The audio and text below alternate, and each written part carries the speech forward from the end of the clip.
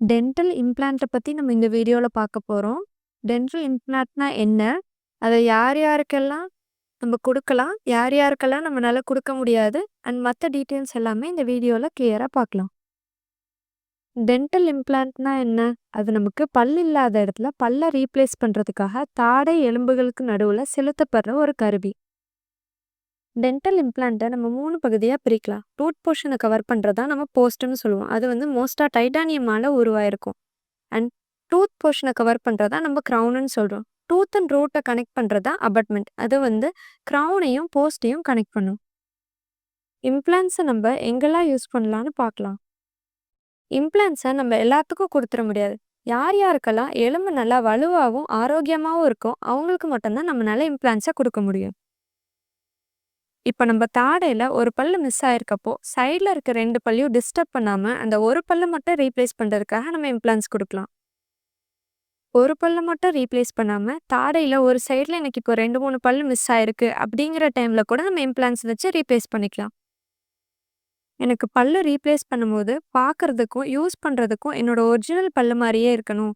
ஏதோ ஆர்டிஃபிஷியலா பல்லு கட்டியிருக்குன்னு தெரியக்கூடாது. அப்படிங்கிறவங்க நம்ம இம்ப்ளான்ட்ஸ் யூஸ் பண்ணிக்கலாம். எனக்கு கழட்டி மாட்ட பல் செட்டெல்லாம் போட்டுட்டு இருக்க முடியாது. எனக்கு ஃபிக்ஸ்டா கொடுங்க அப்படின்னு கேட்குற பேஷண்ட்ஸ்க்கு நம்ம இம்ப்ளான்ட்ஸ் கொடுக்கலாம். நம்ம தாடையில இருக்க எல்லா பல்லுமே மிஸ் ஆயிருக்கப்போ கூட நம்ம பல் செட்டை கழட்டி மாட்டுற மாதிரி இல்லாம ஃபிக்ஸ்டா கூட இம்ப்ளான்ட்ஸ் வச்சு ரீப்ளேஸ் பண்ணிக்கலாம். இம்ப்ளான்ட் வைப்பதற்கான முரண்பாடுகள்: இதய நோய், புற்றுநோய், எய்ட்ஸ் நோயாளிகள் மற்றும் உறுப்பு மாற்று செய்தவர்கள், எலும்பு குலைவு போன்ற எலும்பு சார்ந்த நோய் கொண்டவர்கள், நீரிழிவு நோயாளிகள், புகையிலை பழக்கம் கொண்டவர்கள், கர்ப்ப காலத்தில் இருக்கும் பெண்கள், இம்ப்ளான்ட் வைப்பதற்கு போதுமான எலும்பு இல்லாதவர்கள், மோசமான வாய்வழி சுகாதாரம் உள்ளவர்கள். இம்ப்ளான்ட்ஸ் 4 வகைப்படும்: எண்டாஸ்டியல், பெரியாஸ்டியல், டிரான்சாஸ்டியல், ஜைகோமெட்டிக். எண்டாஸ்டியல் இது பொதுவான வகையாகும். போதுமான அளவு எலும்பு இருந்தால் இம்ப்ளான்ட்டை நேரடியாக தாடையில் பொருத்தலாம். சப் பெரியாஸ்டியல் தாடையின் எலும்பு அளவு குறையும் பொழுது இம்ப்ளான்ட்டை தாடையின் மேற்புறத்தில் பொருத்துவார்கள். அதுவே சப்பெரியாஸ்டியல் முறையாகும். டிரான்சாஸ்டியல் இதில் தாடையின் அடிப்புறத்தில் இரும்பு தகடை பொருத்தி இம்ப்ளான்ட்டை வைப்பார்கள். அடுத்தது ஜைகோமேட்டிக். மேல் தாடையின் பின்புறத்தில் எலும்பு அளவு குறையும் பொழுது ஜைகோமேட்டிக் எனும் எலும்பில் இம்ப்ளான்ட்டை பொருத்துவார்கள்.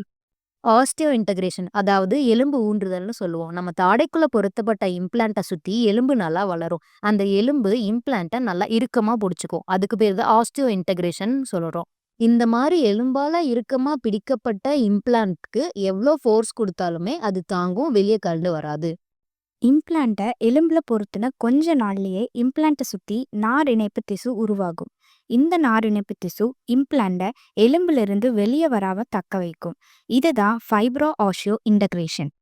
பெரி இம்ப்ளான்டைட்டிஸ் என்பது இம்ப்ளான்ட்டை சுற்றியுள்ள மென்மையான மற்றும் கடிமையான டிசுகளை பாதிக்கும் ஒரு அழிவுகரமான அழற்சி செயல்முறை ஆகும். நோயின் காரணம் நுண்ணுயிர் தகடு, ஏற்கனவே ஈறு பல் நோய் பாதிப்புள்ளவர்கள், அதிகப்படியான சிமெண்ட் மிச்சங்கள், கட்டுப்படுத்தப்படாத நீரழிவு நோய், புகைப்பிடித்தல்.